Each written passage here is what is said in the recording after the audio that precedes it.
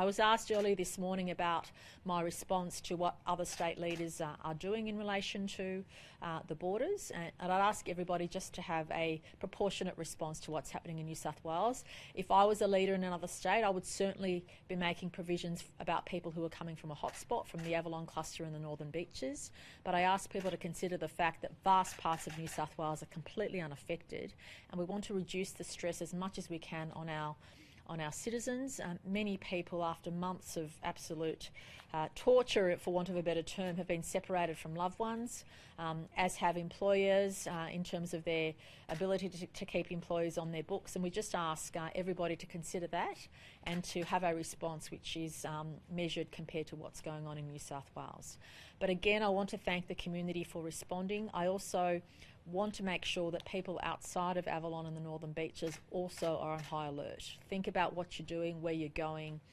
Better to be cautious than not. If you're going grocery shopping, wear a mask. Jumping on public transport, wear a mask. In particular, if you're going to a place of worship, please, please wear a mask. We know where the high-risk activities are.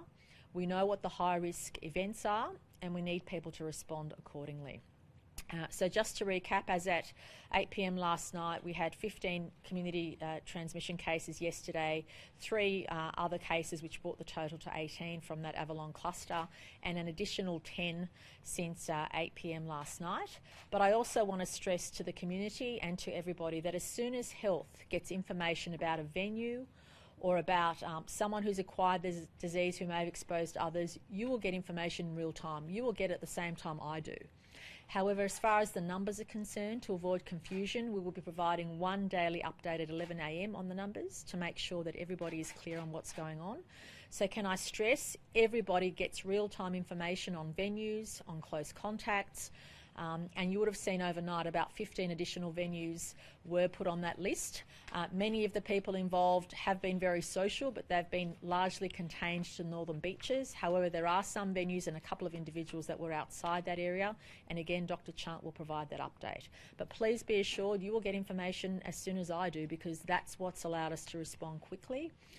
But just for consistency's sake, around the numbers, we'll provide a daily update at 11 a.m. until the foreseeable future.